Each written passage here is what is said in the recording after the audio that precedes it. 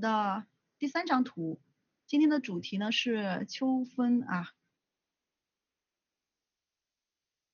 好，我们来看一下左边的这个参考图啊，还是一样，我们首先来交流一下整个的设计思路啊。讲到秋分的话呢，就是我比较喜欢的一个季节。然后这张的话呢，灵感来源的话呢，我找到了这张图啊。在色彩和这个很多的配件的造型上面都会用到这个枫叶的元素。所以这张的话，我想大面积的用一些暖色啊，然后就是要那种橘橘的、红红的，给人的这个主观印象是这个样子的。呃，然后在这个服饰上面的话呢，想要采取一个比较好的比例，因为它的那个人体素材啊，是这样子的一个人体。这个人体的话就非常的适合长裙，因为它这边有个角翘起来了以后的话呢，整个是比较俏皮的啊，有一个裙摆这样子延伸下来的一个感觉，就是给我自己本身感觉就是比较的美丽又比较的温柔啊，有这样的一个气质在里面。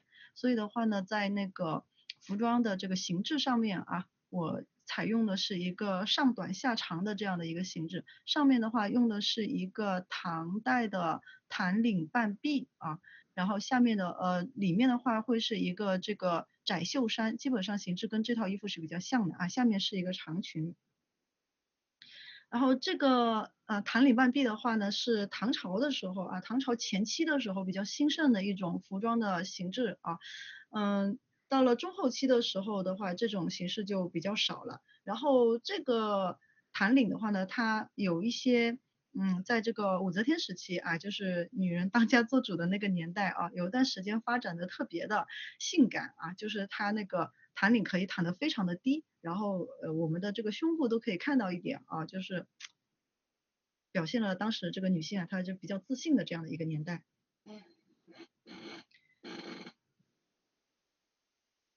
好了，那么大致的交流一下我们的这个形制以后，我们现在就来开始作画吧。这张的话，大量的一个暖色，然后我想要加入很多植物的一个元素，比较的不是这么的珠光宝气啊，但是呢，稍微的充满野趣一点，这个就是我的想法。哎，显腿长啊。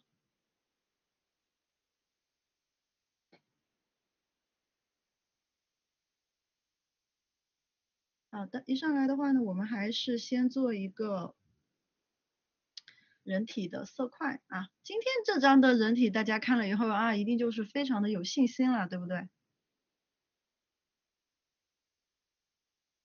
老样子啊，我们先从胸腔和我们的衣服也不难，也不难，我不会这样子对你们的，不难，很简单。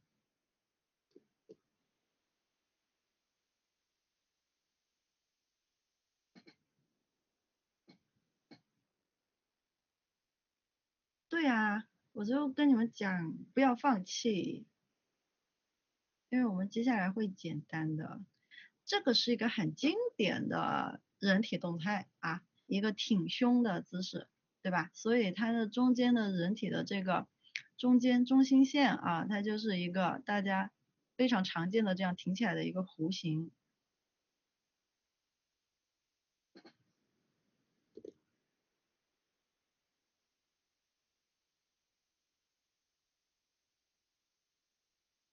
这种平视的比例的话呢，胸腔等于腰加胯就显得特别容易去定型了啊。人体不太那个的同学，一定要在前期多花时间啊。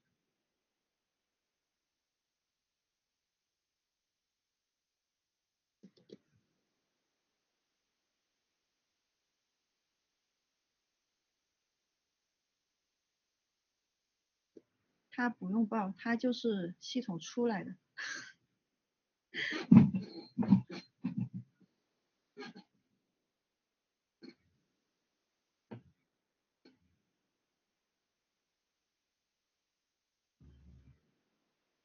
好，我们找一下这个胸腔的中心线啊，这个就比较好找，对不对？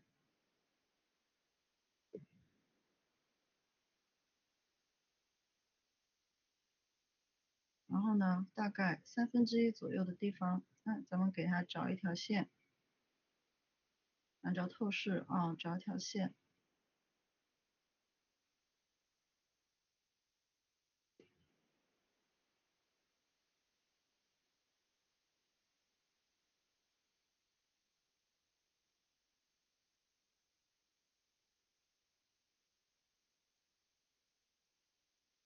接下来我们画一个脑袋啊，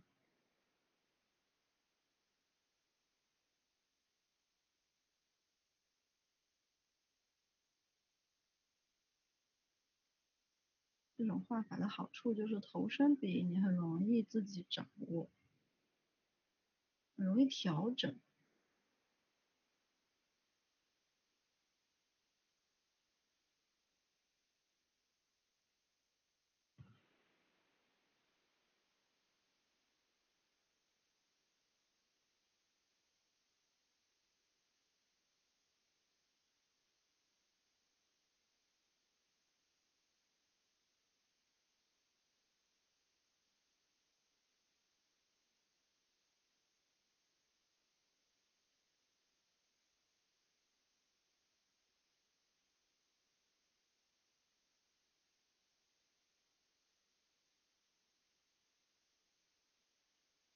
好，然后在我们整个头部1/2啊偏下面一点的位置，我们给它找一下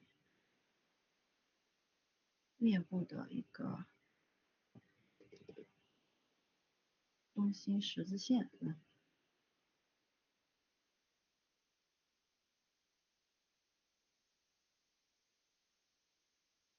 然后拿一个豆豆圆卡一下位置，然后简单的给它加一个弧线，是它的眼睑。之后的具体的一个造型，我们在后面加上就可以了。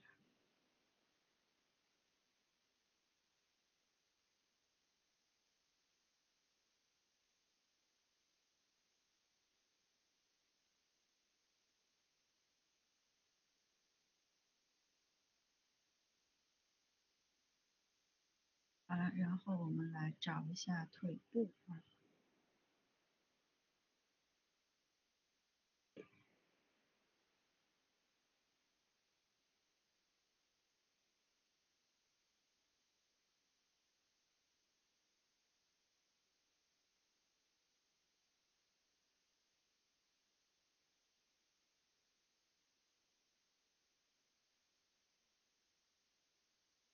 那个透视线很重要的啊。如果声音小了，记得提醒我啊。有的人有时候画画的时候，声音它自己就小下去了。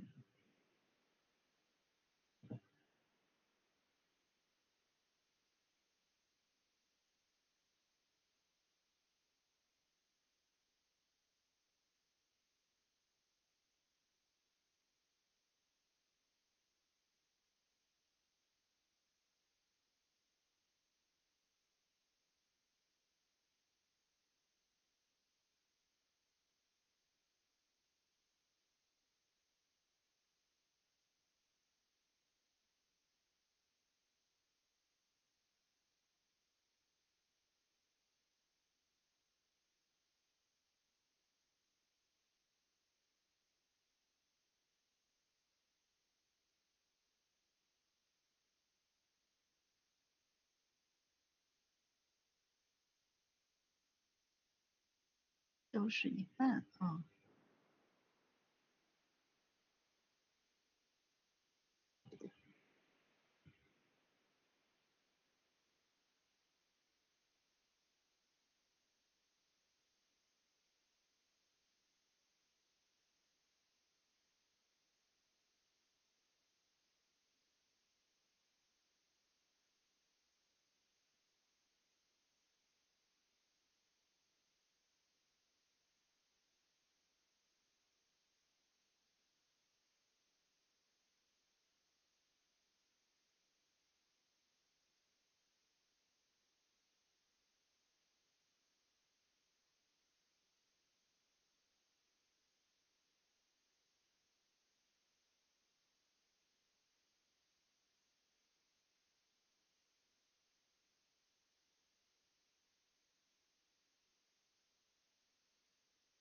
好的，然后我们现在在火柴人的基础上面，我们去把人偶人完善，完善好了以后，我们再去进行一些微调啊。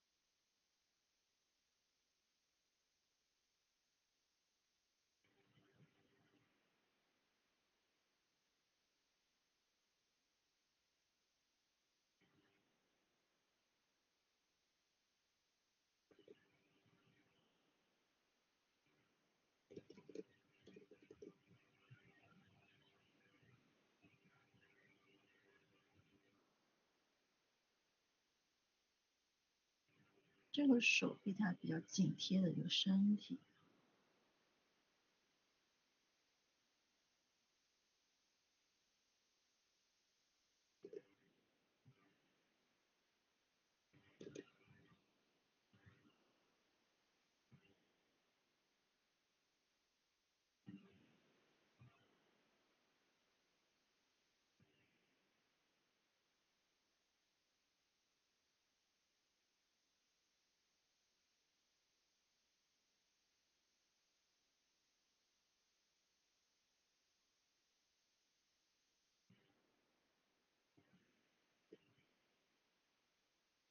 画手的时候咱们注意分组啊，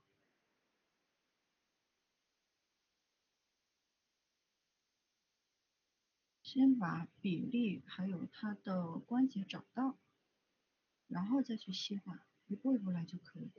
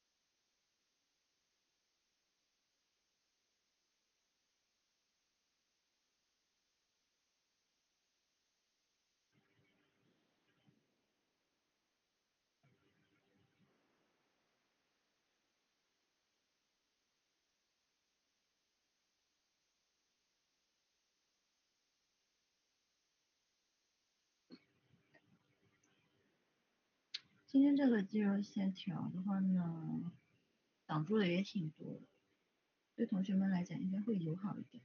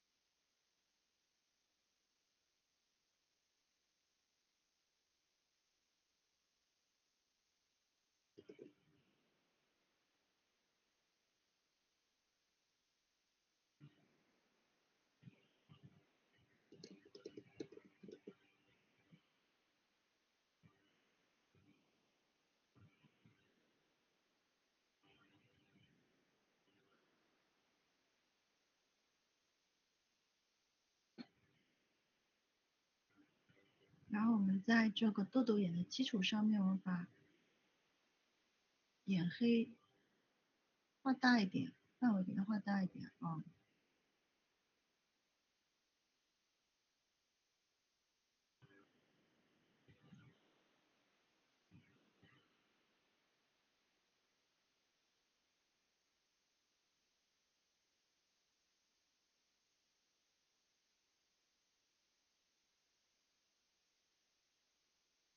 注意眼头和眼尾的连线啊，都要符合刚才的这个面部的这个十字线。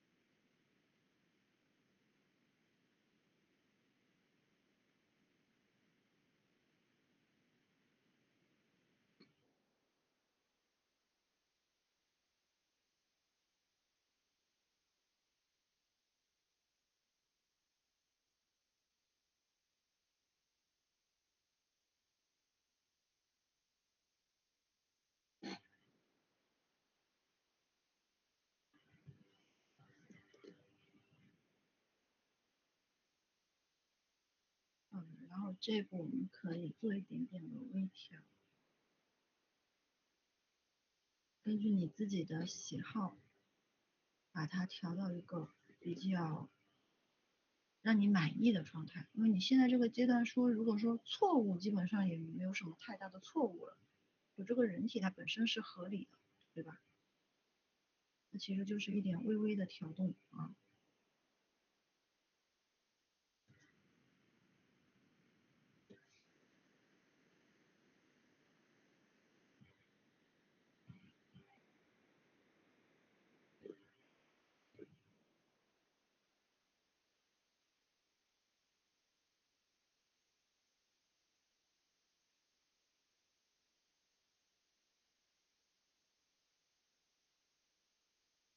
人体微调的阶段呢，我会花一点时间，平时自己在画的时候。好了，接下来呢，我们就在人偶人的基础上面啊，我们给它加上衣服，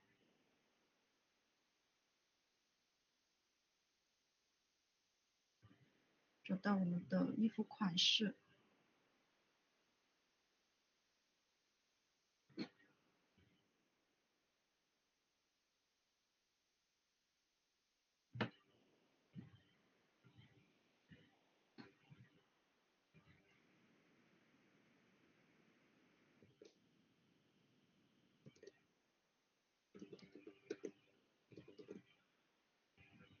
根据中线啊，然后锁骨的起始位置，我们画出锁骨。在这里我们给它画出一个弹领啊。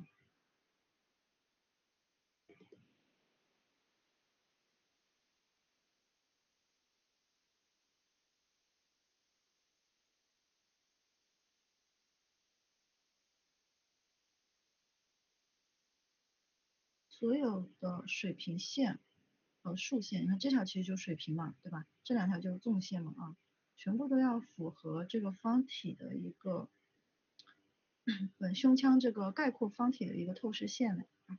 不要说在画这种时候，你看有些同学他会完全不管他的这个身体的一个起伏啊，他可能就直接举个例子啊，可能直接就这样。那你这个衣服穿起来在身上就是没有一种很服帖的随着身体起伏穿在身上的感觉啊，会显得比较呆板的，要注意啊。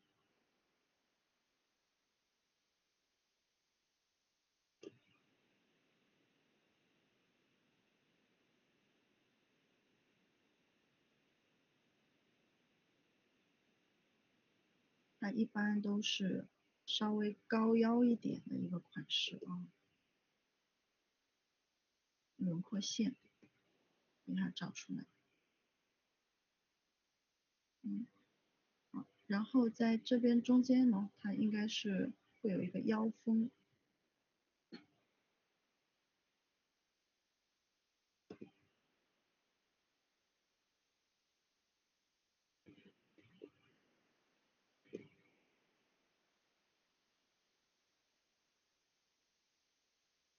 注意它的透视线啊。上面这条的话呢，如果腰封完整的画出来，它的弧度应该要比这条来的弯一点的。这个之后啊，它就开始往下走了。然后下面是一个长裙，我们也先把它的轮廓线给它标出来了。像这个裙子的话呢，在这个动作之下，一般都是受重力的影响比较大，它的画面左侧啊。然后呢，这边因为这个腿抬起来了啊，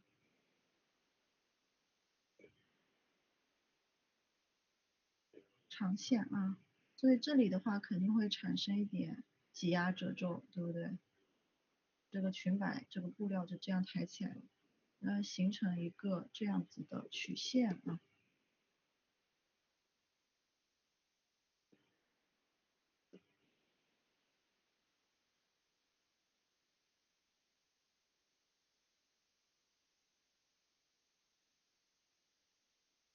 好，然后这边的话呢，上面的话，因为这个腰封在这边啊，这个布料在这里肯定是会产生一些挤压的，对不对？所以啊，出发点其实全部都是这个腰封这里啊，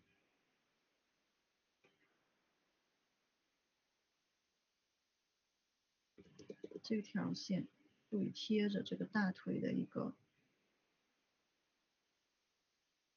凸起啊，那个大腿往前走了嘛，对不对？这边的话基本上就全部都是垂直了啊，而不是垂直，就是那个受重力影响的褶皱啊，挂点褶皱。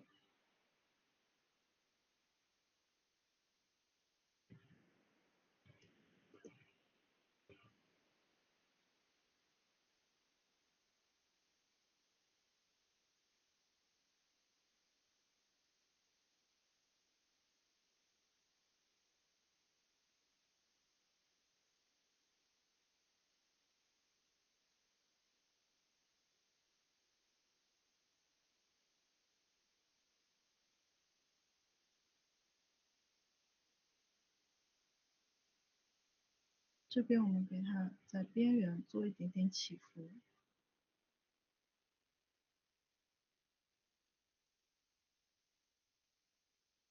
入字形或者是人字形的起伏啊。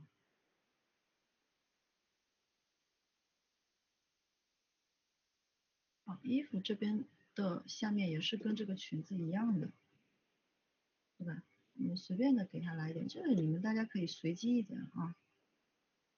因为我本身的这个译者现在也是一个根据规律推测的一个译者，并不是说现实生活当中就有这样的译者，对吧？这大家可以随机一点。接线的结构线，然后给它来一条。这个我是自己是比较喜欢加的，就算它没有，我也会给它加一个，因为它可以暗示这边的一个结构。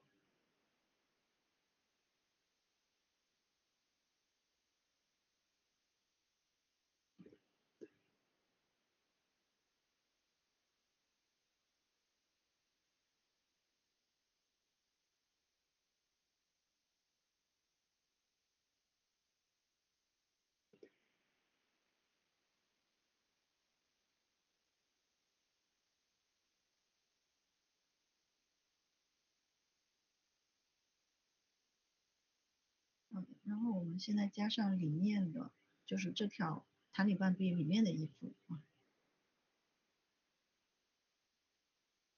一般的话呢，就是在袖子这里，这边我没有打算露出来，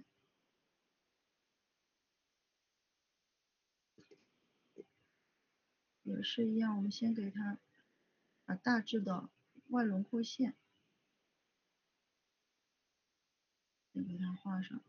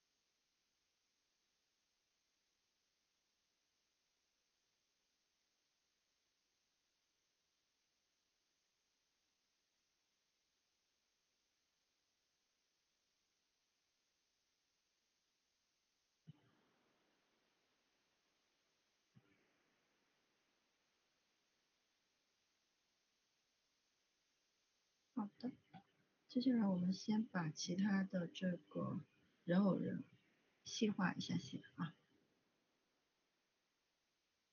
从脸开始吧，给它加一个头发。头发的话呢，还是今天的这个头发是一个马尾辫，不是，是一个麻花辫，仍然是一个中分啊。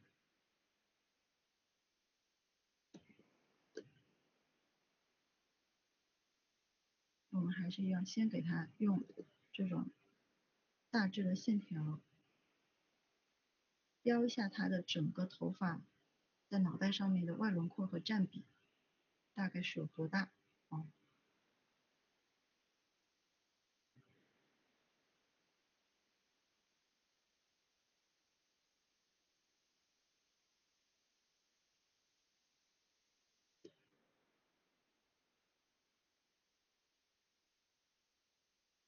大概是给它挂下来，随便的给它拉一下线。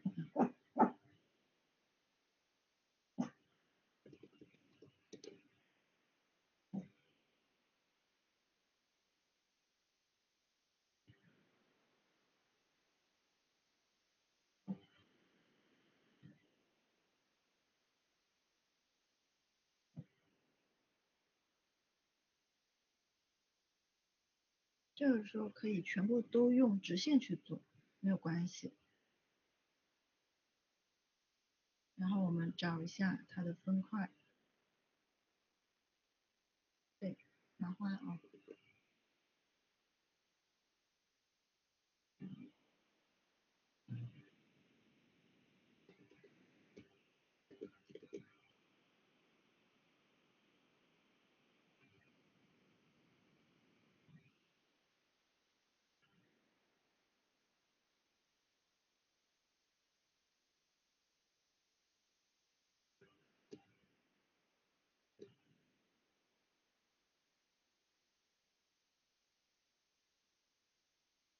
所有的头发的出发点都会在这条发缝。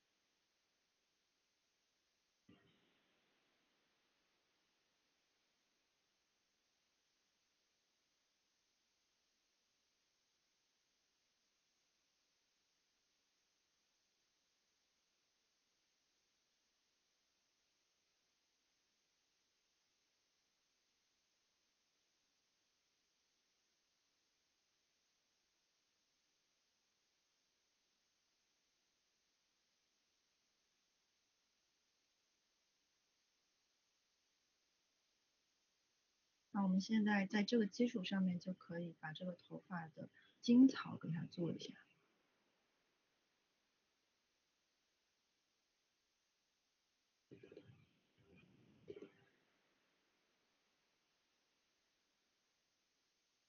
嗯，对吧？就这个程度上去做，你们就不会觉得特别难。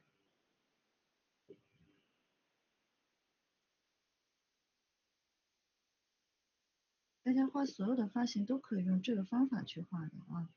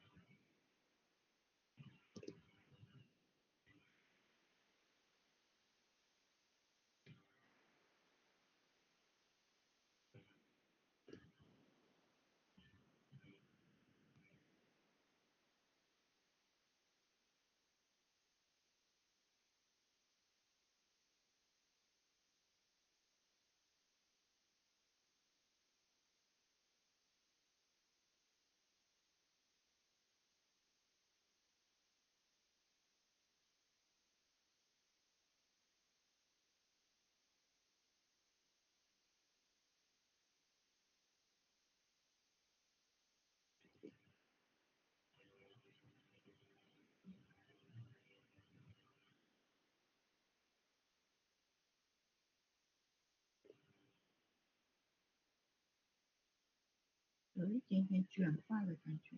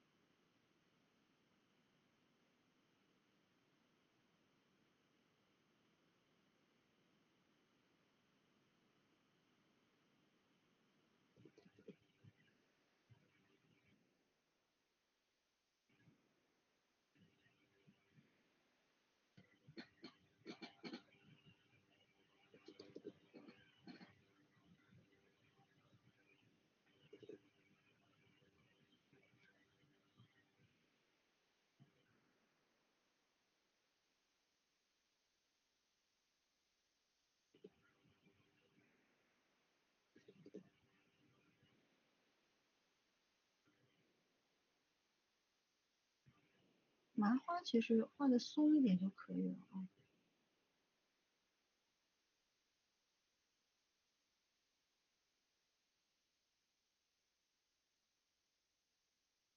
一般也不用特别的画的拳拳到肉，除非你很交代这个麻花的一个具体的穿插，其实一般还好，大家看的就是色块。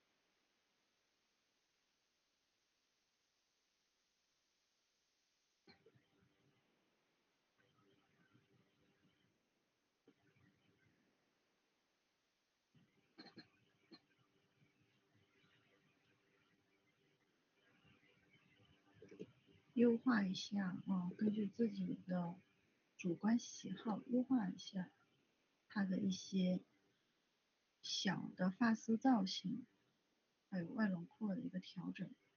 这一步大家也可以花长一点的时间去做啊，找到自己比较满意的状态为止。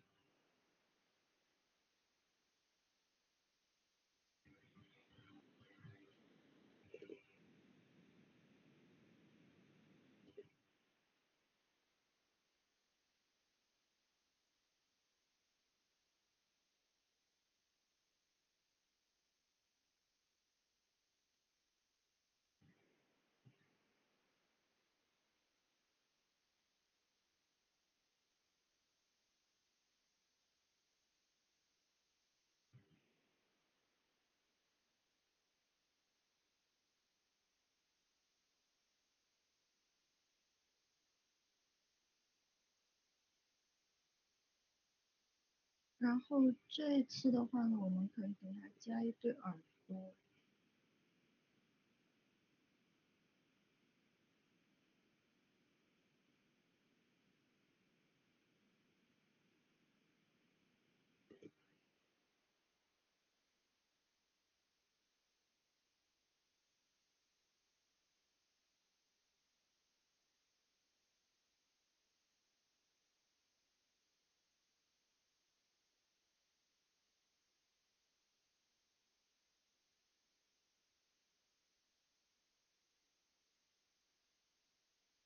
好，那接下来我们来看一下脸啊，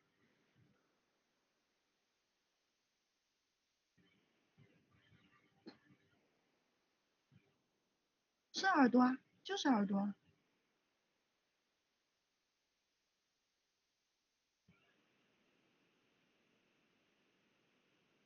呃，应该应该不能算松鼠吧？因为本来我给这次设置的是一个绿色的头发，然后我就想说是松鼠，后来我又给它改成黑色头发，所以它只能算是一个黑猫了。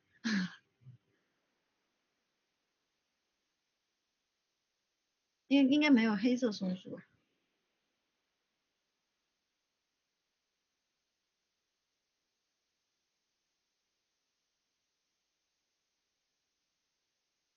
不是，是耳朵。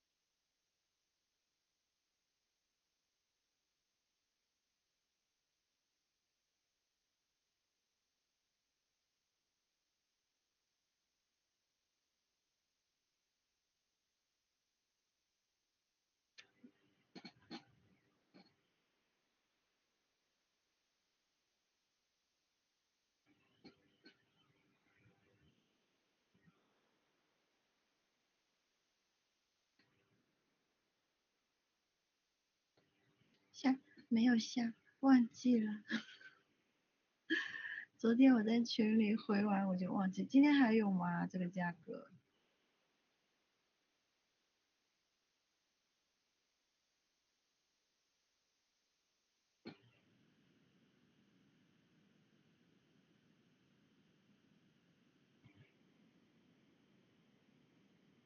？4折。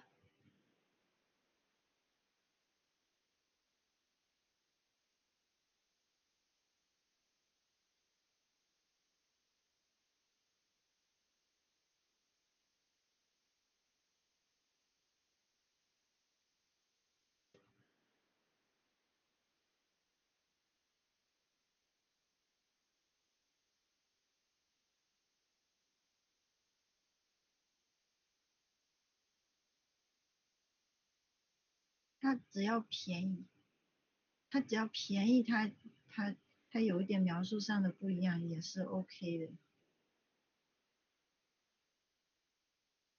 那个是买的呢，不是下的呢，要买了才下过来才可以用。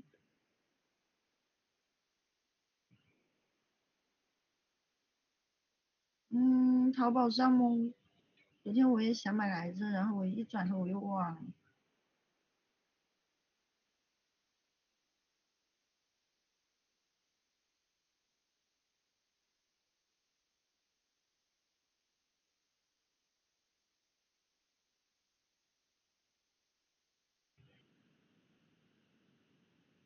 这个头发刚好要把这个耳朵挡住。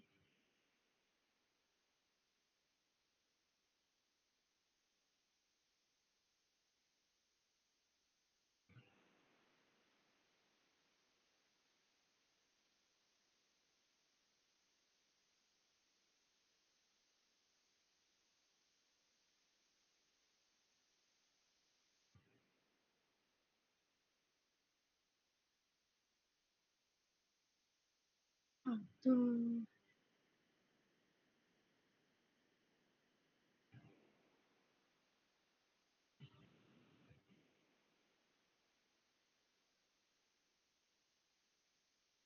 然后我们继续来补全这些手啊、脚啊它们的结构啊。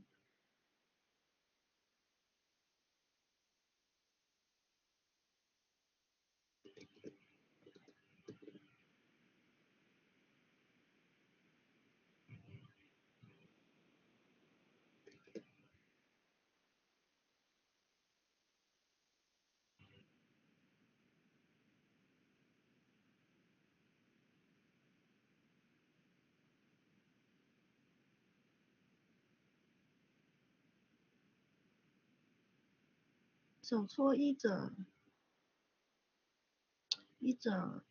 就是画到我这个，因为我这个比较平嘛啊，其实还好，不是很难。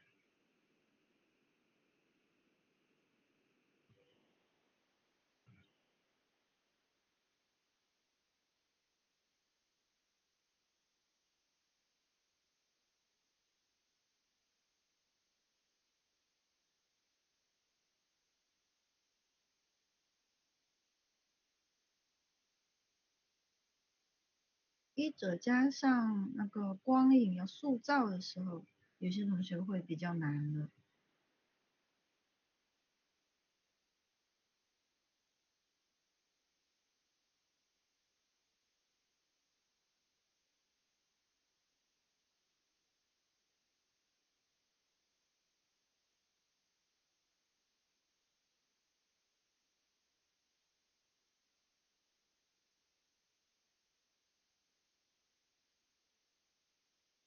150也可以哦。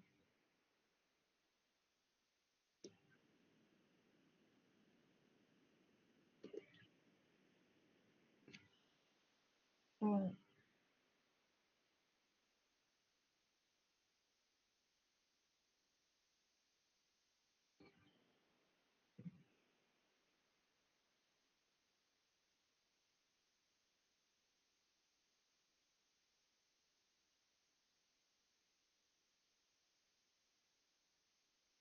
嗯，什么？怎么会这样？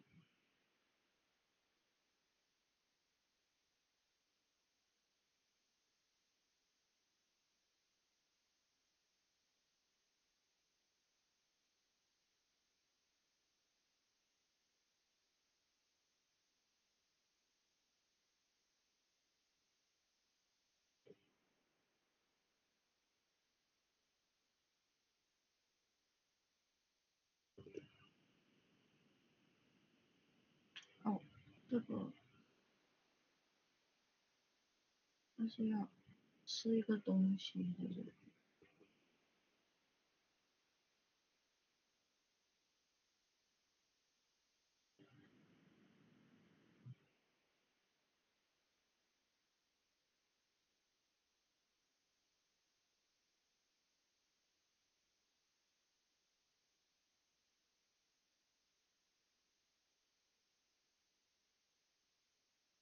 它还有什么画法是就是非常依赖更新的吗？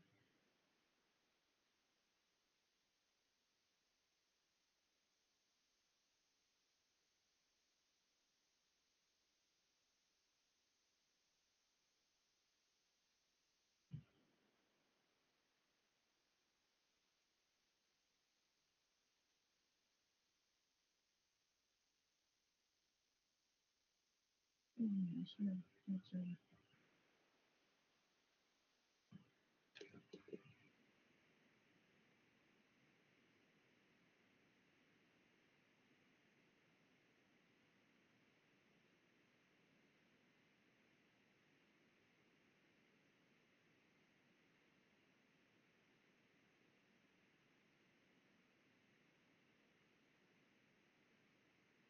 我以前工作的时候，就是嗯，那个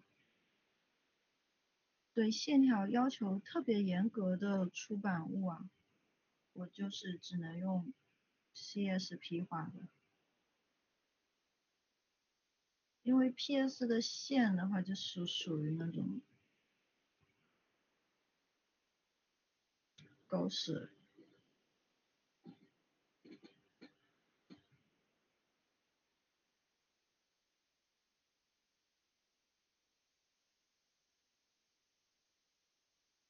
应该是有的吧，防抖动的，因为我那个时候也不知道有什么挂件，就是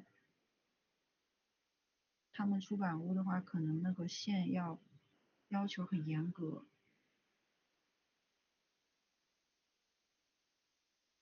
就那种非常非常丝滑的那种线，然后我的 PS 就做不到。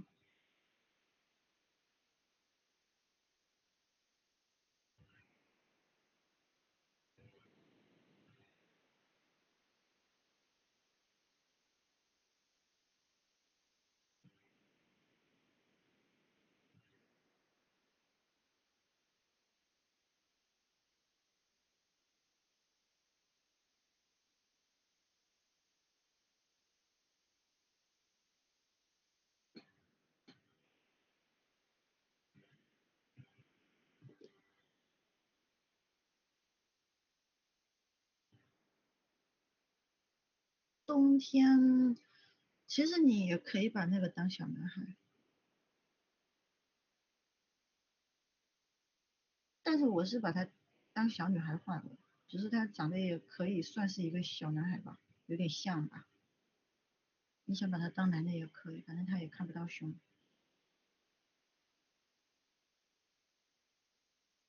啊，对，中间是白毛，都被你们发现了，一点意思都没有。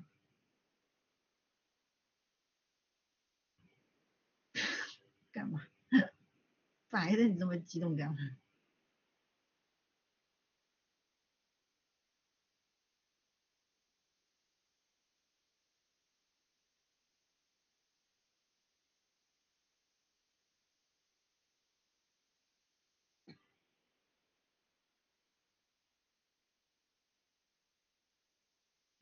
哎，对，我给你改。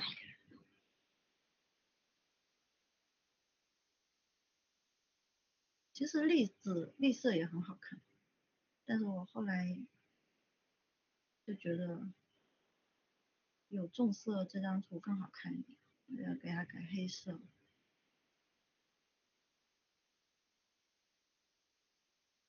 对啊，这个是黑的，你可以自己换呐、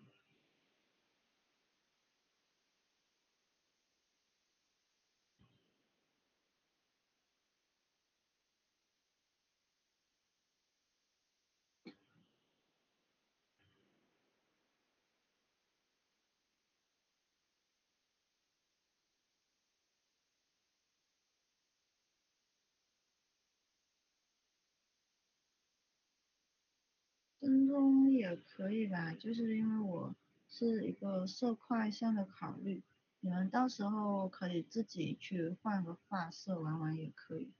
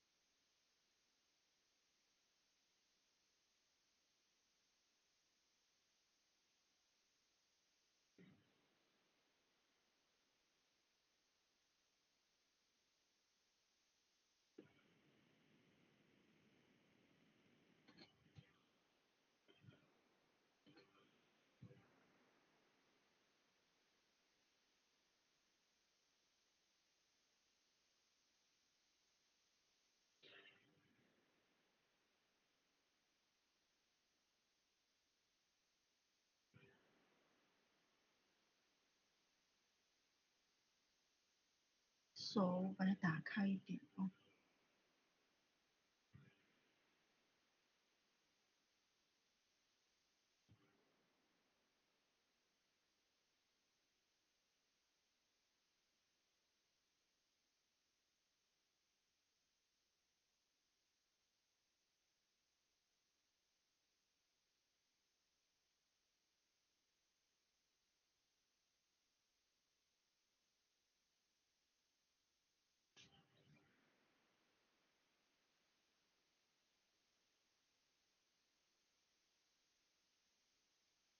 好的，然后我们这个腿的话，给它画出来一点点。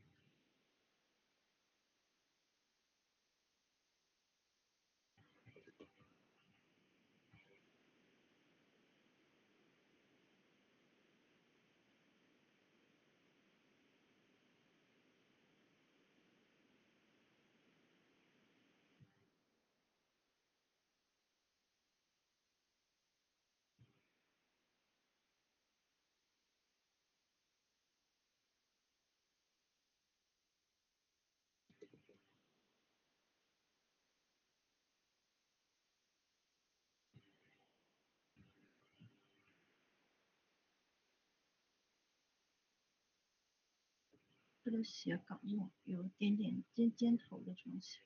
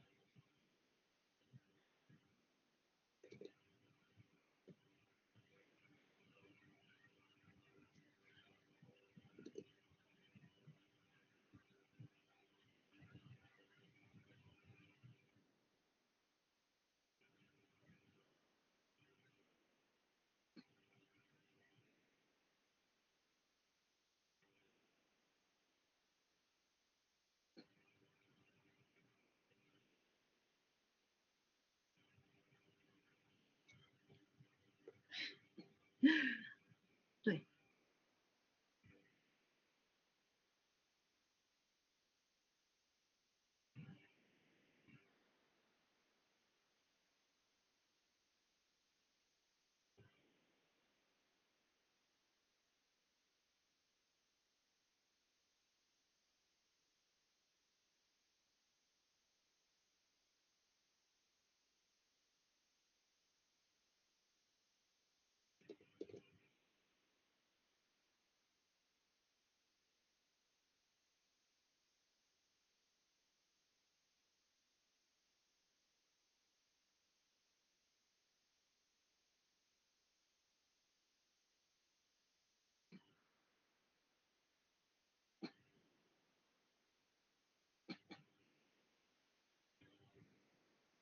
好的，然后我们再给它画一个拦截。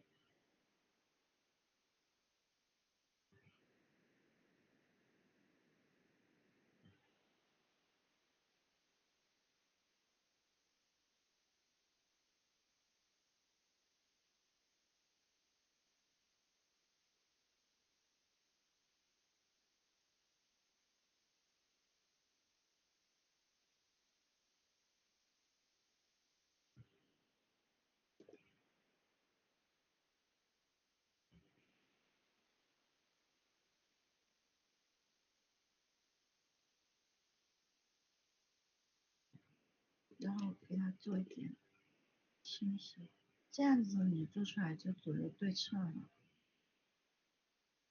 就不会歪。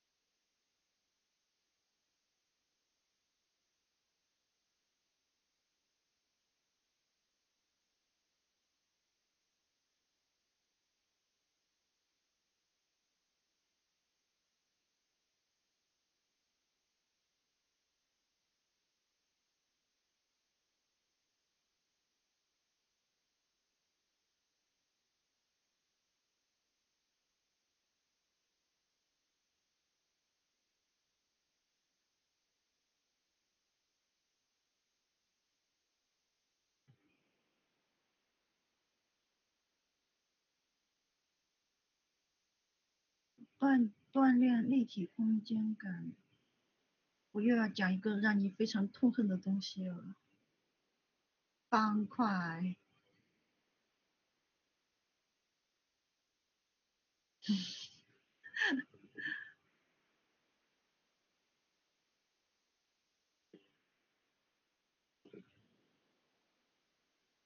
人的一辈子是没有办法逃离方块的，你知道吗？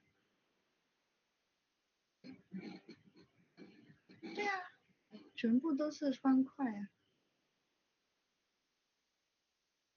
把它都理解成方块。好，我给它加一个 P 博，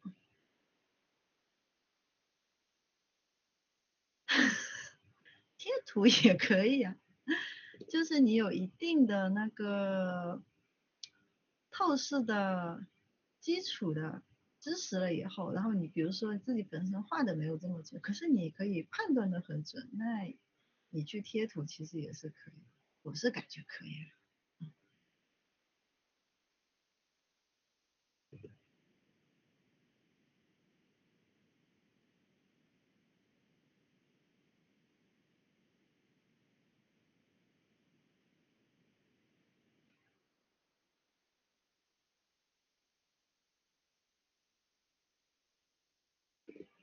嗯，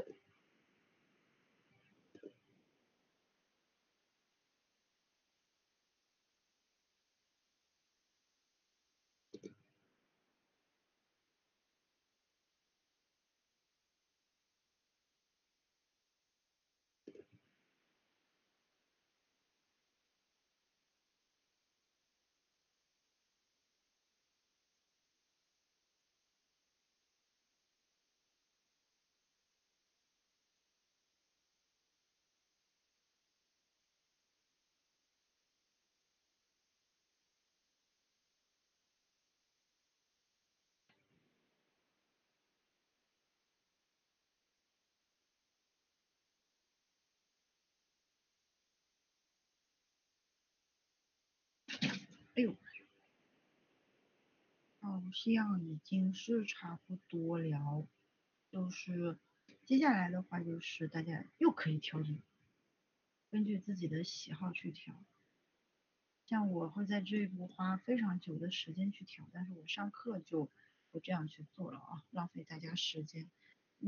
还是那句话，就是你这个阶段已经不是有什么错误了，基本上应该来讲是不会有不合理的地方了。如果你现在这一步做出来还有不合理的地方，那你就错了啊，因为你不合理的地方应该在前两步火柴人跟人偶人的时候，你就应该要把它基本上解决掉，而不是到了这一步你才发现我有一个很致命的比例问题，那你就是非常浪费自己的时间了。这步应该是优化，就是我怎么去把这个调的这个微动态呀，更加的可爱呀、俏皮呀，怎么样一点呀，对吧？应该是往这个方向走一走了啊。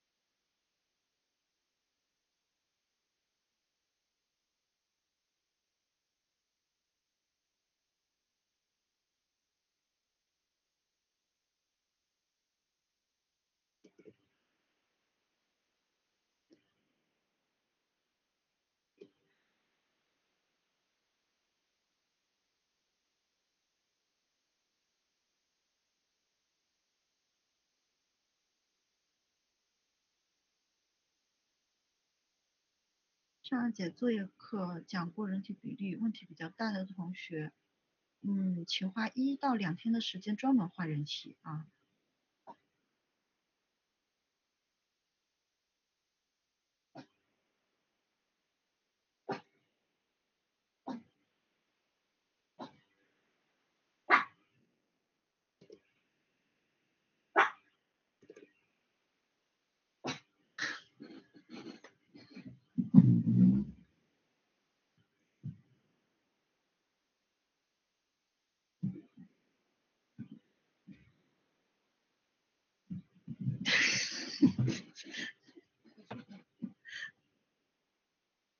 你们听到了。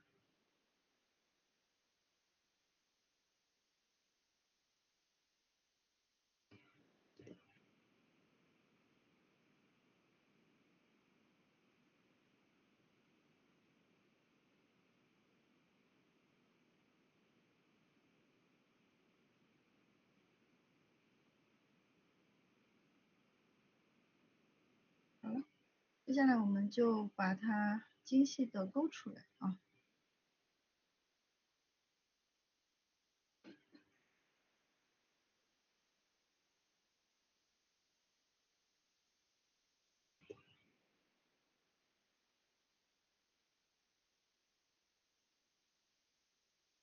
线条松啊，没事儿你就转转画布。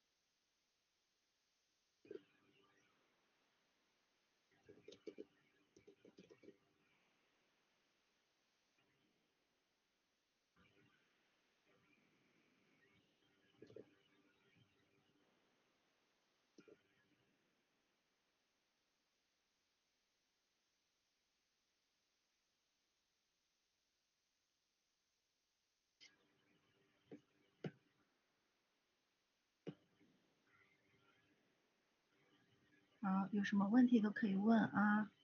现在就是一个猛猛勾线的阶段，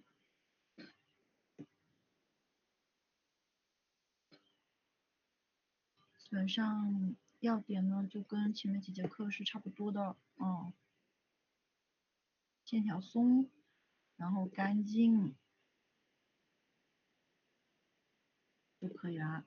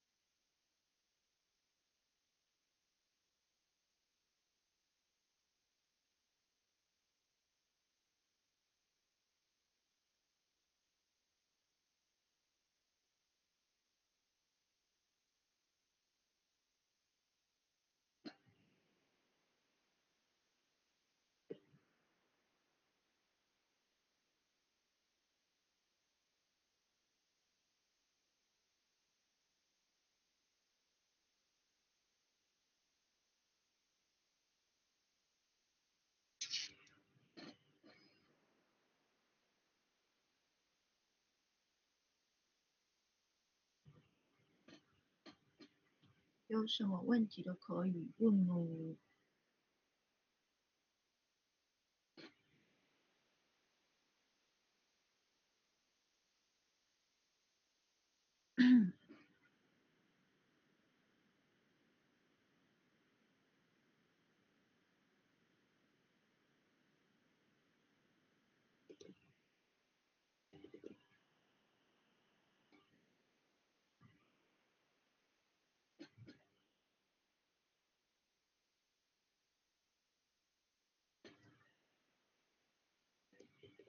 构思过程，构思过程就是，嗯，像这几章的构思过程其实是比较顺的，算是我比较熟悉的领域吧，因为我画过几组类似的了。这一组的难点是满足你们的需求，就是既要有人体，然后又要有配色，然后形制，还有服饰上面的不同，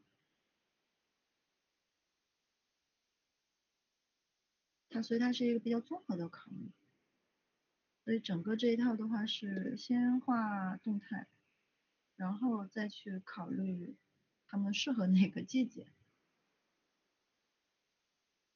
然后再去考虑服饰，是这个样子的一个顺序。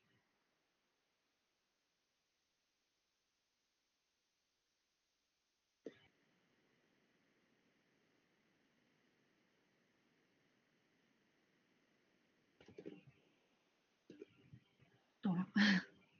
如果是平时画辐射的话，就不会先去考虑动态，然后肯定还是考虑衣服本身。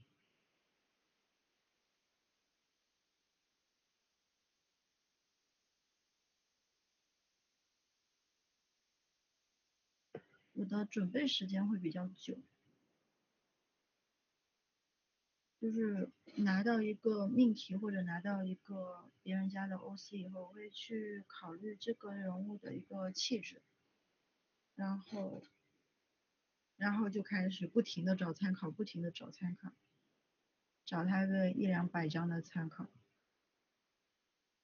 然后再从参考里面去选，就是缩小范围，就是搞清楚自己具体到底要表达的是一个什么样的风格。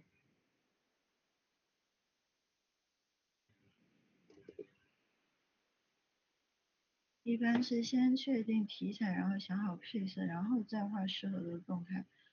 如果是辐射稿的话，其实动态对是最后考虑的，而且也不会有特别大的动态去考虑，就是站桩的基础上稍微的变一下，最多的角度也就达到45度，他得能看清楚这个东西它长什么样子呀。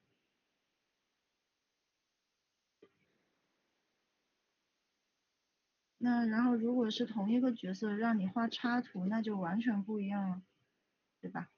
你肯定是考虑它的构图，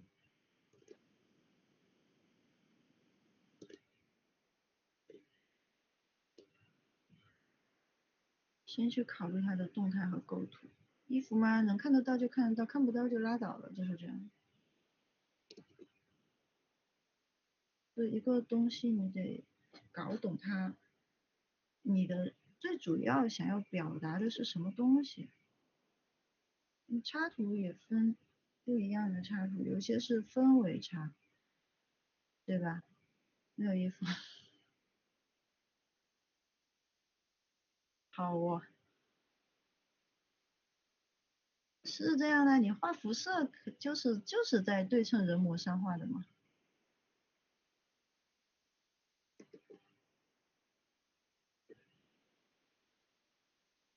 画辐射，你一上来在一个大俯视的人体上去画辐射，那你就不是很理解你在干什么。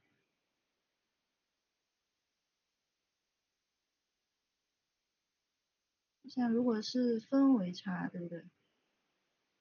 你着重表现的是光影，那我说实话，你细节上面就是要省略掉一点的，你很多细节就是不刻画的，你刻画了它光影就没这么强了。有画过氛围图的同学应该能感觉到一件事情，就是你刚开始2分的时候，你的光影是最好的，你细化到最后，你的光影就一直在削弱，然后你不知道为什么，因为你一直在添加内容啊，而且你没有重点的添加，没有重点添加，观众的眼睛就会乱瞟，就看不到对比最强的地方，等于你把对比给弱化了，一开始最强的那个对比你给它弱化掉。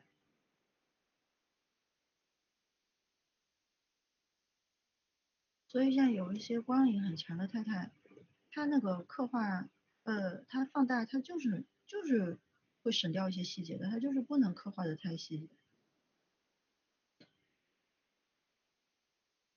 它会破坏这个整体的光影感。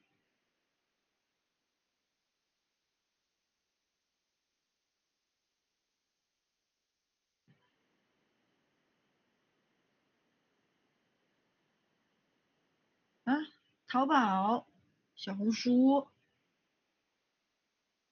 有时候花瓣上找一点吧，很少在花瓣上找服装的东西，除非是太冷门的。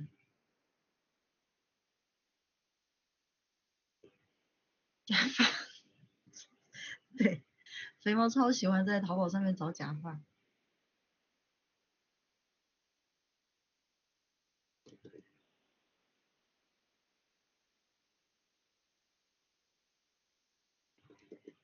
明明就是帮你自己找。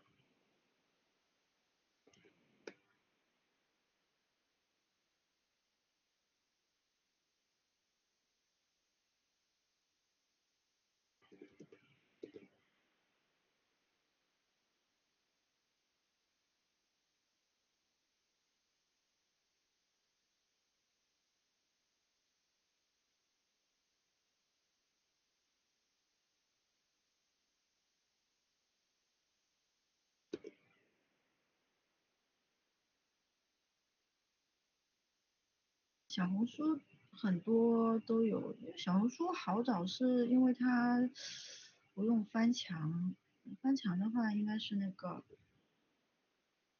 是叫什么？叫 Pinterest 吗？还是叫什么？忘记了，就是那个红色的一个 P 的那个图标。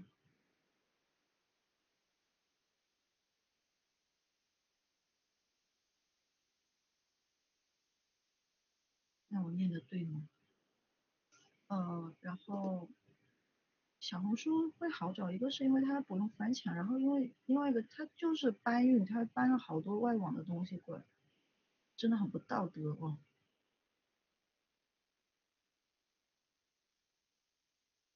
但是我目前用过来就是方便嘛，方便我就经常用它。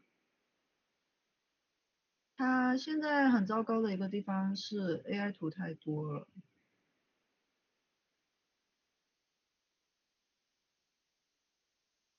嗯，是呢，我的图在那个那个 app 上面有一个人给我整理了一个收藏夹，全部把我的作品搬过去了，他人也蛮好的。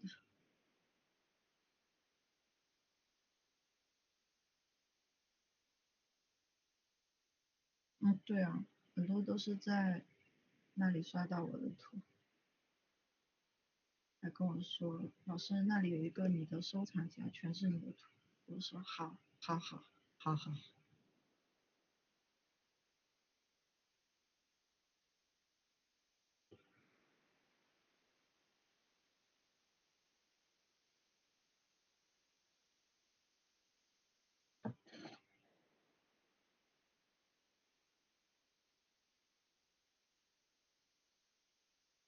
发到网上不要这么清晰，我感觉我发的都不是很清晰，糊糊的。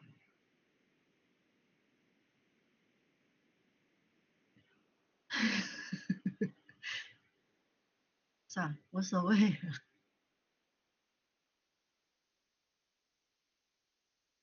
我这2天注册了个抖音嘛，然后我再发图，因为我的胶带图不是一套很像的嘛，对不对？一个主题，我发了，居然有人说我是 AI，我好生气啊！然后我无视了他。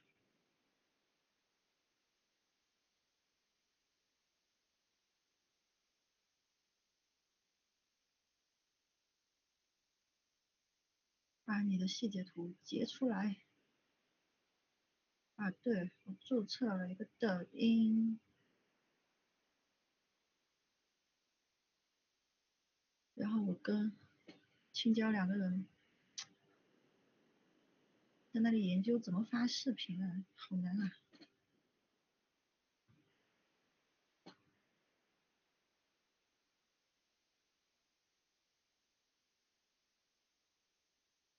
抖音好多帅哥。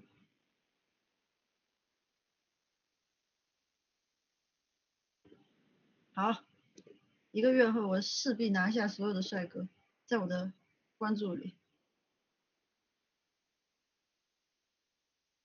叫水水子啊。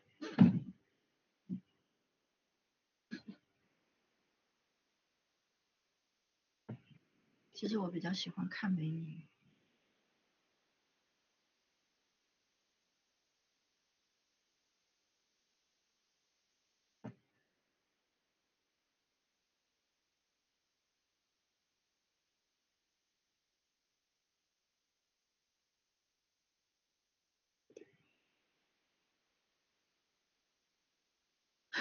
好多水水子。这样的，那好吧，那我是不是应该改个名字？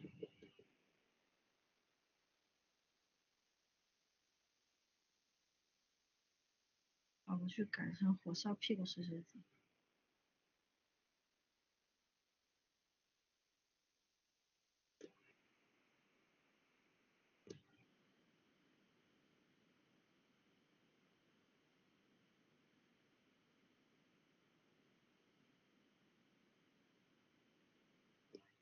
哦，那我改个名字吧，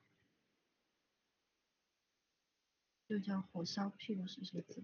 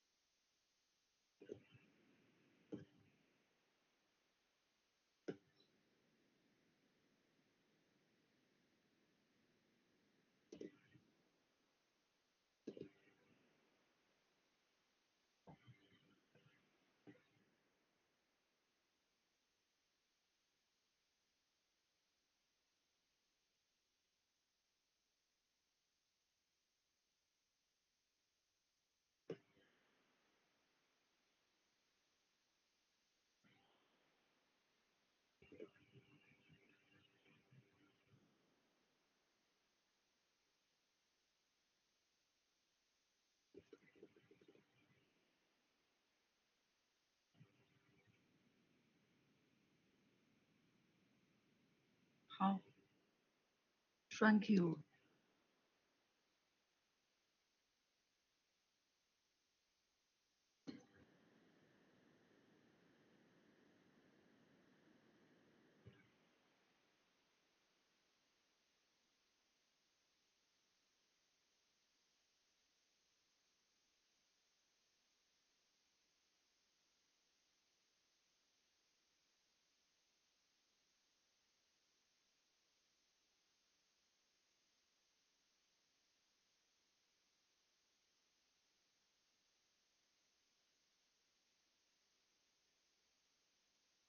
如果是厚涂的话呢，线条越松越好，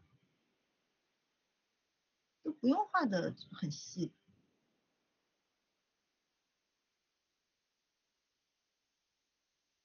造型和后期的线条处理都交给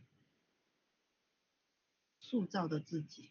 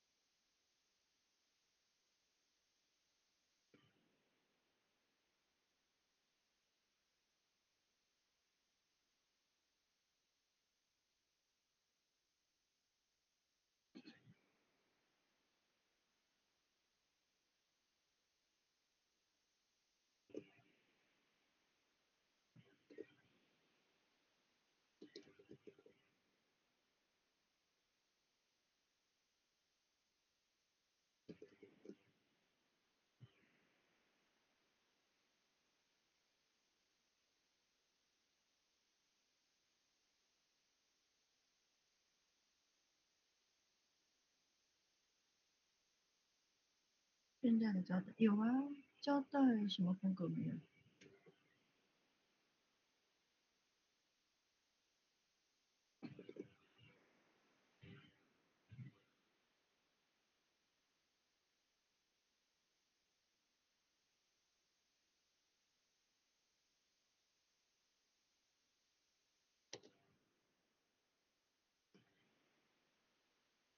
嗯，会吗？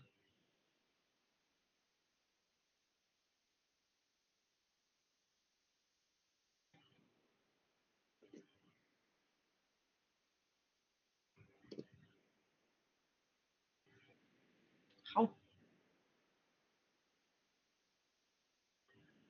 正片基地锁定，我们又开始我们最喜欢的涂黑黑行动。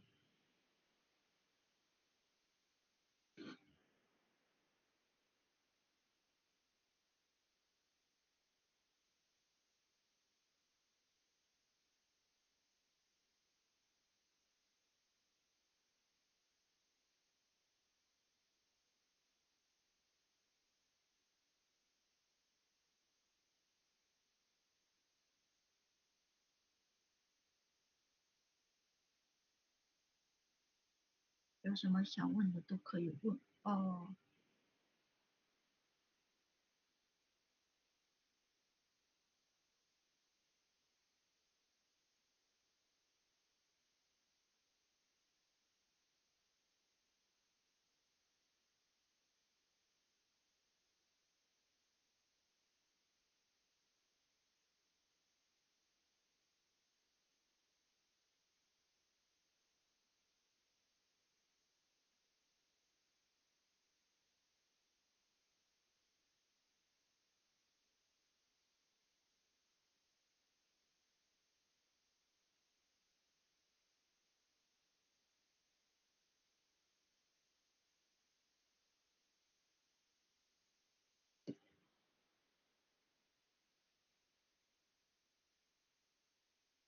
啊，金子的作业是交在原来的相册，对对对对，我会看时间的。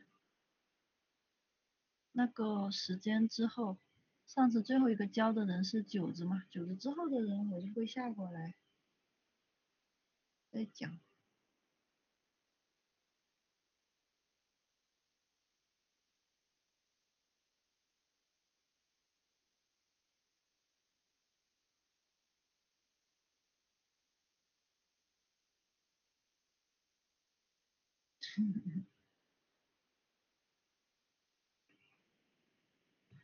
你的小男孩只画了一个哦，还有三个。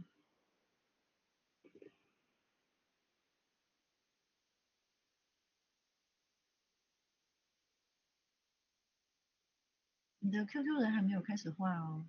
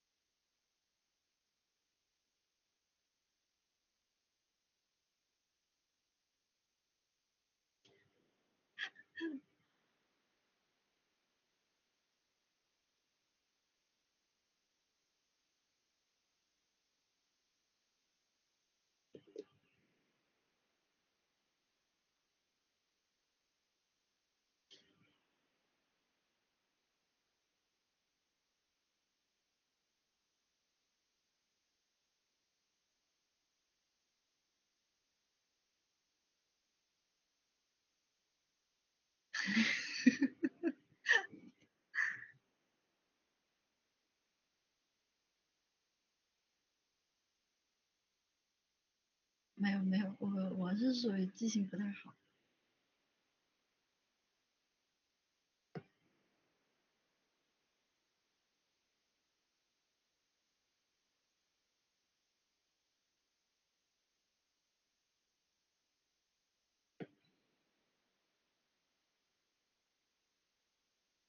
什么？从一刚开始就开始割了，你这种虎狼之词都说得出来？对，要么是话特别多的，要么是画面我印象特别深的。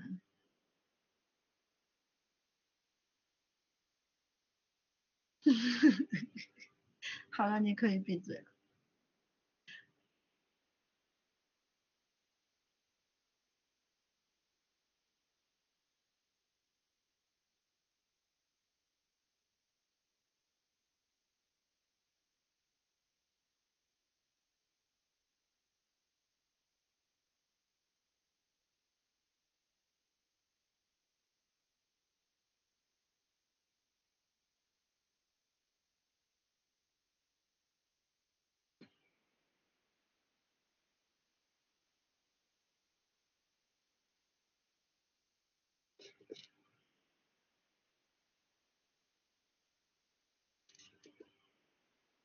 全勤的人啊，全勤的人，呃，团练其实还行吧，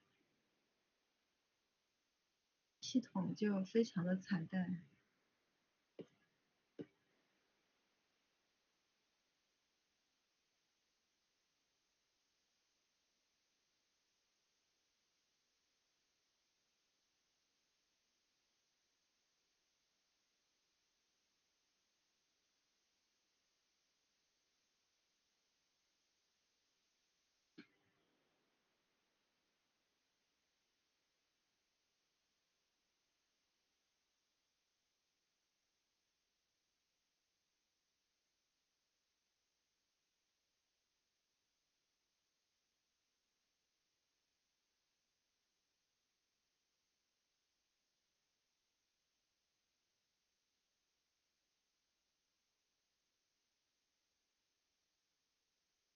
我真的有很多荣誉会员，我偶尔都在 CC 上能碰到一些学员，他就把课买了，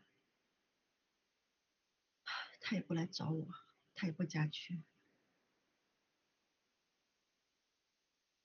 他也不回我私信。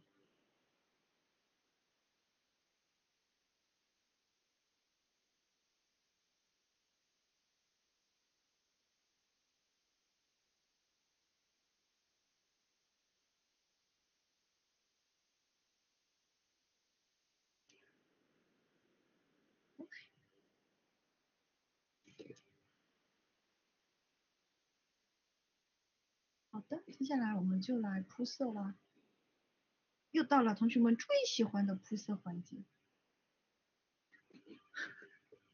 对啊，他买了他就走了，他就再也不理我了。我说同学要不要加个群，群里面有步骤图啊，他也不理我，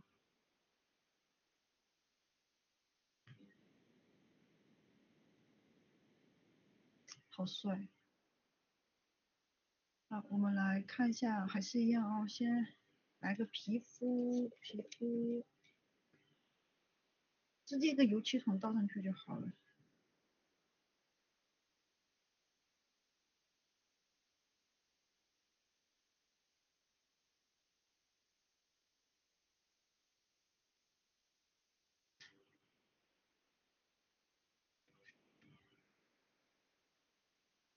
哎，对啊，我剪辑蒙版，一个部分的塑造就用就一个底下的图层，底色的图层，然后其他都是剪辑蒙版在上面，这样子的话就不会画出去。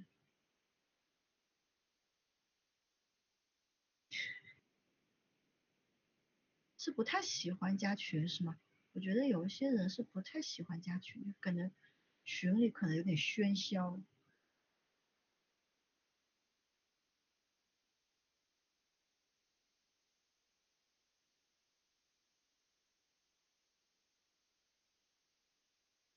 也不改啊，他群都不加，他改什么作业？嗯，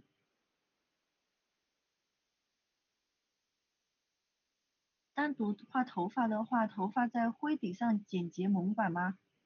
哦，好，我现在画个头发，头发就是把它卷起来，然后又在里面就是等于给头发又做一个选区，你能理解吗？是这个样子。嗯，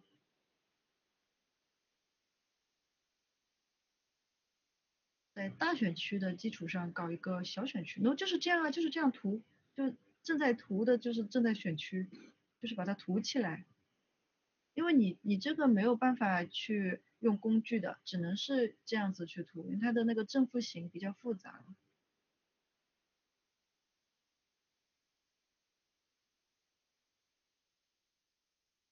然后我现在在涂这个灰色就是选区，它是这个画笔是没有压感的啊。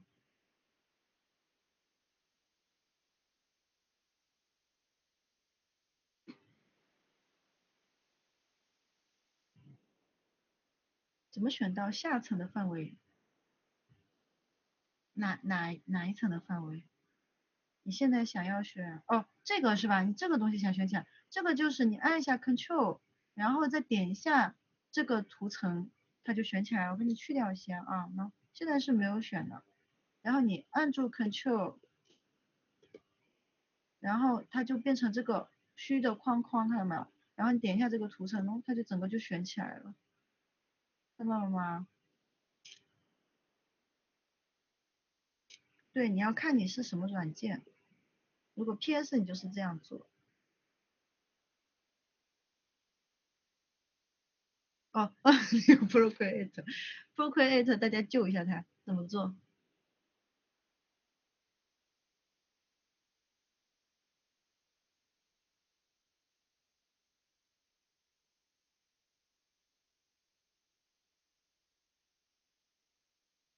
啊，不知道啊，那我下课去查一下，它一定是有的，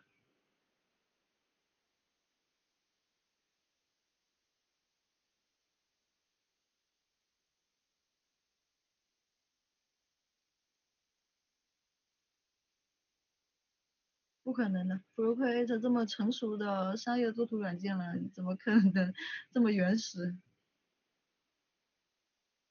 我不允许有人比我更原始。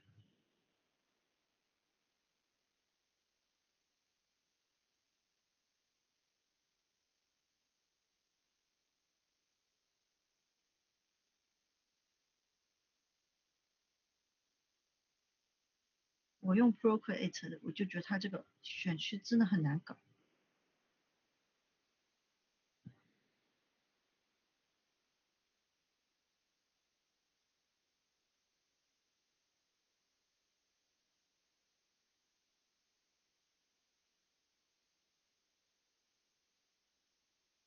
Procreate 的话，它如果是后涂的话就很好，无脑后涂。不是，我在做选区，它是黑的，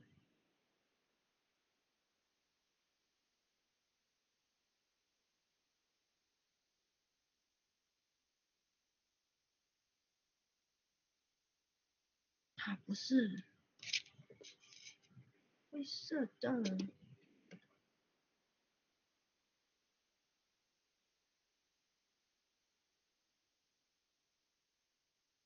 好，上我们的柔边大笔刷，大，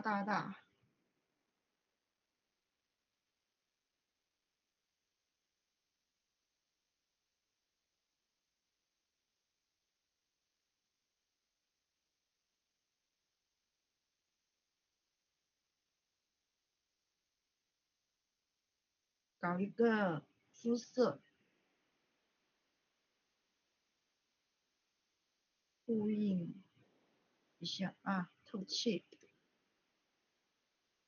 这个也是我们画画才会用到的一个主观的一个夸张的表现方式，它本身它是不可能的嘛，对吧？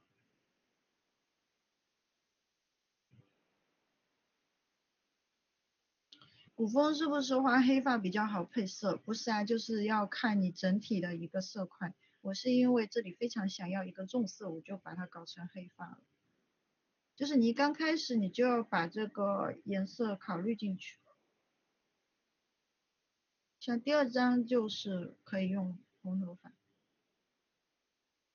那是因为服饰也跟着那个占比最大的红色走了啊。就是你刚开始就要考虑。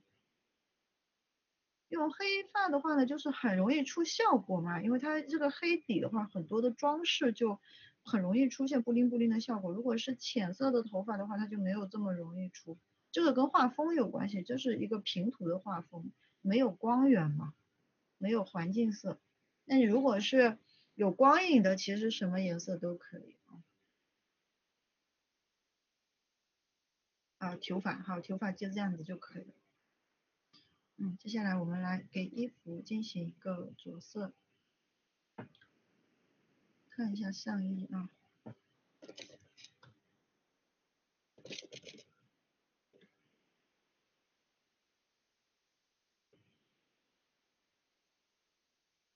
放到头发下面，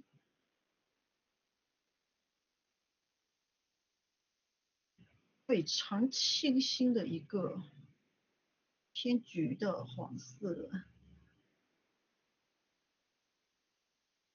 黄色是一个神奇的颜色，它的饱和度拉到最高，也不是很炸，很好看。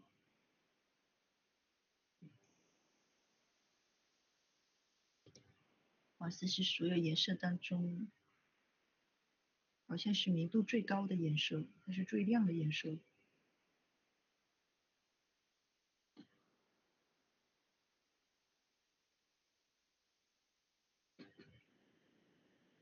然后是裙子，裙子我们用一个什么意思？我们用一个淡淡的鹅黄色，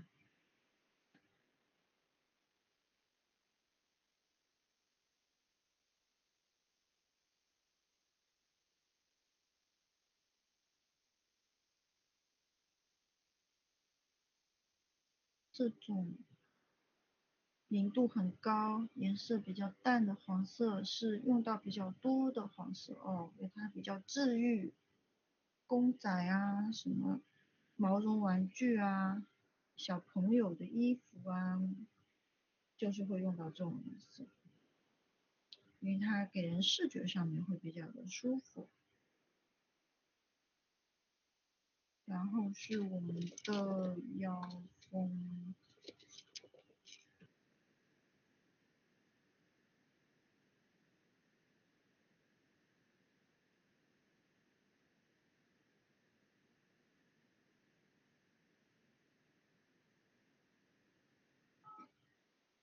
用一个跟黄色搭配，一定不会出任何问题的绿色。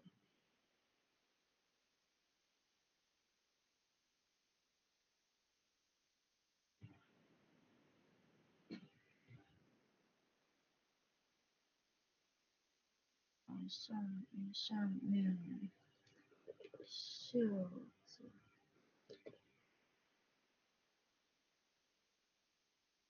对对对对，这张我就是想有一点点森林的感觉，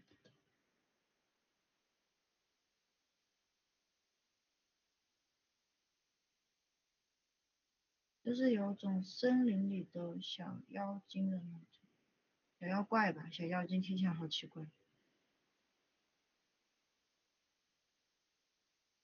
比较大自然的元素多一些。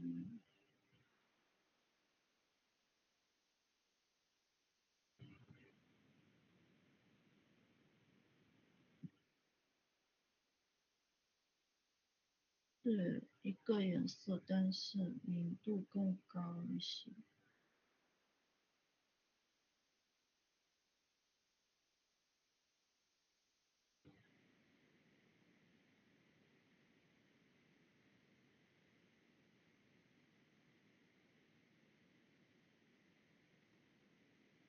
然后是我们的嗯 P 博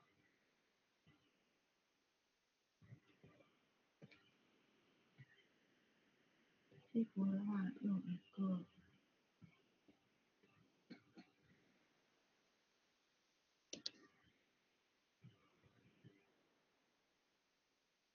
饱和度高一些的颜色，因为它这个布料的占比在画面当中比较合适，就可以用到跳一点的颜色。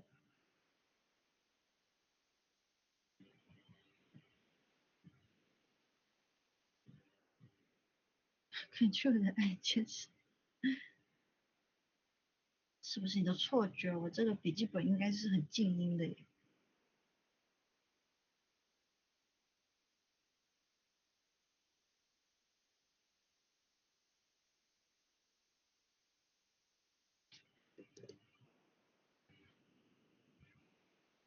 还是梦里的声音？你好好玩哦。还是我马上就要去买了，我在等那个暑假嘛，不是送耳机吗？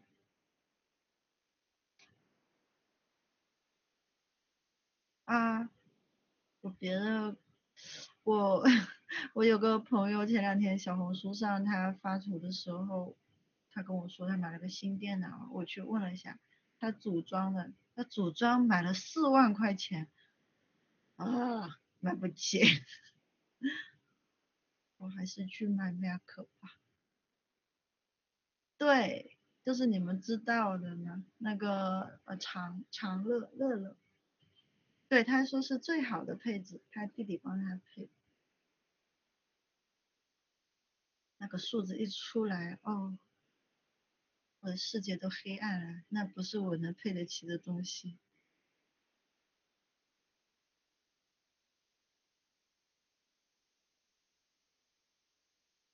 电脑啦，买电脑买了4万块钱，可贵了。不是，是组装的，应该是最好的配置，因为要跑3D 嘛。对，我想要果果的屏幕。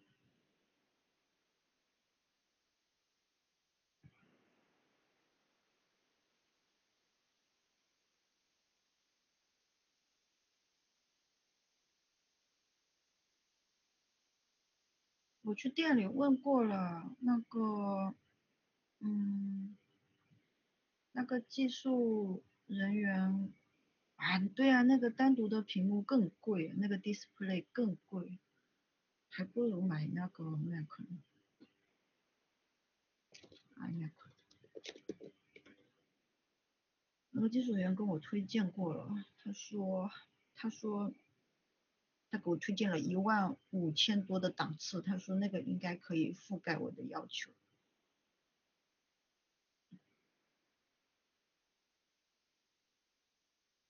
所以我打算暑假去买。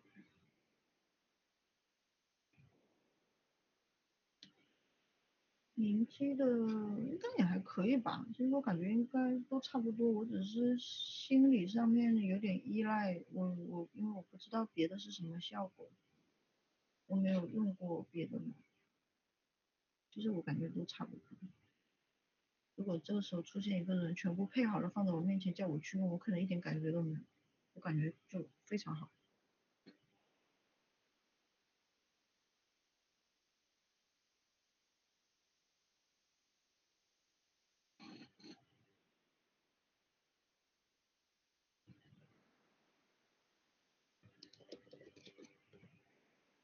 但是我还要配一个那个触控板的，那个还要1000多。嗯，好贵呀。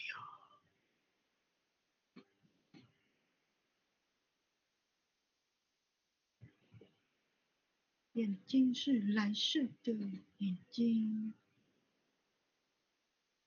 有用啊，放大放小啊，然后转画布。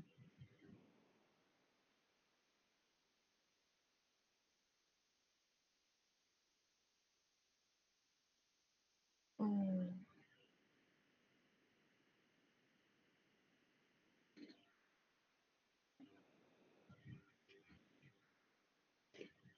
眼睛眼睛，好的。然后这个 P 博的话，歌放的主机质量很好，真的。OK，P 博现在的这个整体的颜色呢，已经是铺好了啊。然后接下来我们肯定是要做一点那个变化，对不对？先看一下，我们把这个 P 博啊，稍微根据这个枫叶的颜色呀，给它做一点点的小变化。高饱和就是很美，那也不是。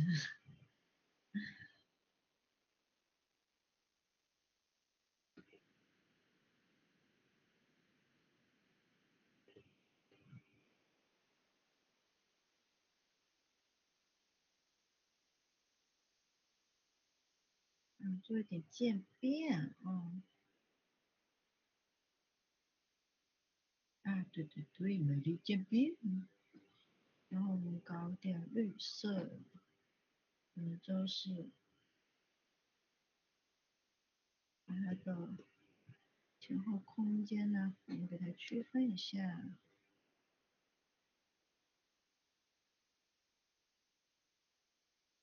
就会比较的透气一点。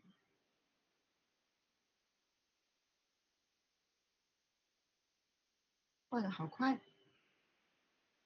没有啊，第一节都是这个速度啊，痛苦的就是第二节，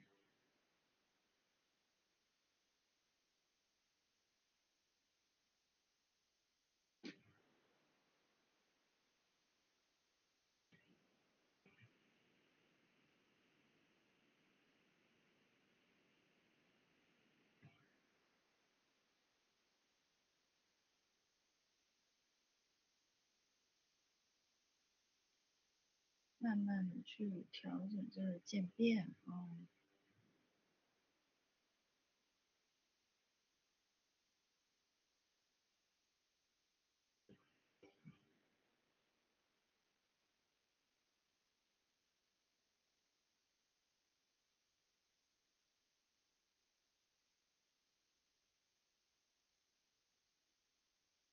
然后我们稍微的加一点点的那个法式，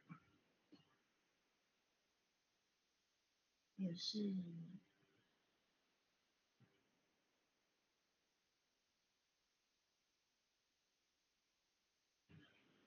用到了我们这个枫叶的一个造型。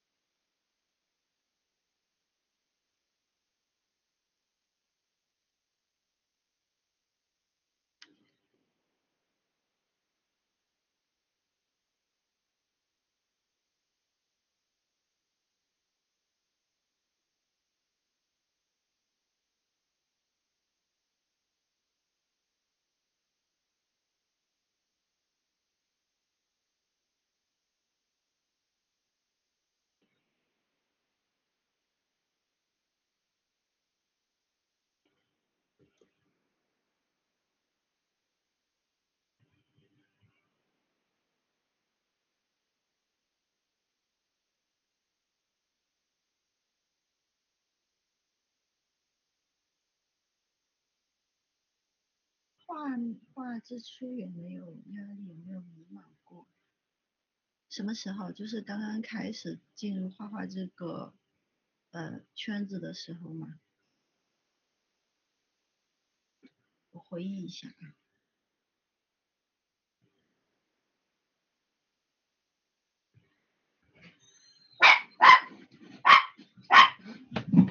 稍等。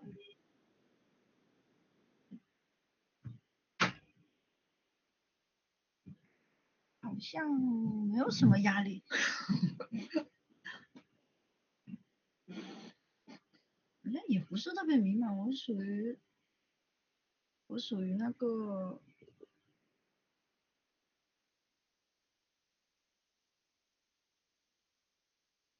属于比较幸运的啊。对对对，因为很快就画星星了。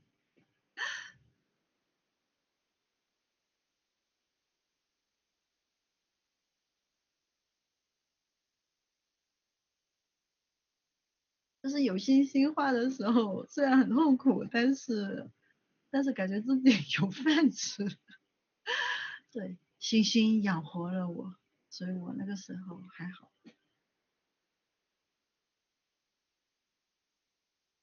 你如果说这么久画下来，有没有什么焦虑过或者什么？那肯定是有的，因为厉害的人太多了。但是后来呢，想开了。就不焦虑了。就是我刚刚开始画画的时候，那个时候接的第一个稿件是一个出版社的少儿读物，然后那个时候给我的任务就是画星星啊，画蜘蛛啊，画袋鼠啊。就是也有男主女主，但是一定要配一个怪兽在后面。真的是星星，真的是星星，还真的是蜘蛛，就是真的那些东西。嗯，然后找参考找的我往事不堪回首。但是那会儿我是对那个编辑是很感激的，他给我一个这样的机会。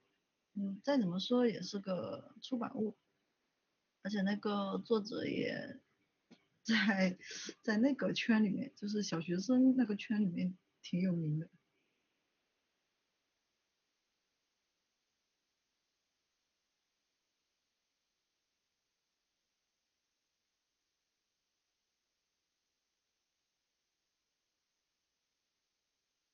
对小说有可能会画星星吗？郭敬明会允许这种事情发生吗？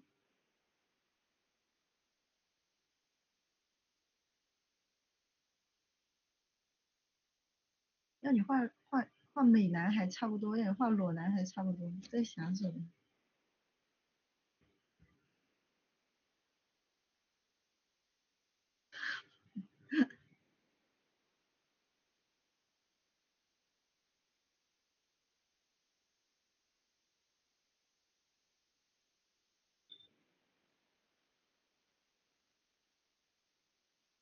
好的，大家今天铺设就铺到这一块就可以了。花纹的话，我们可以下节课细化的时候直接来啊。总之的话，思路还是一样，肯定是在所有的上衣、腰封，然后袖子、裙子的花纹上面的话，色彩都是要做一个互相的一个呼应啊，这样子整体才会很协调啊。在这样的一个基础上，它本身就已经很协调了，对不对？在和谐上面再去进行丰富，再去增加一些细节。嗯。好的，那么今天这节课我们就可以画到这里。对对对对，是毛球。大家还有没有什么 question？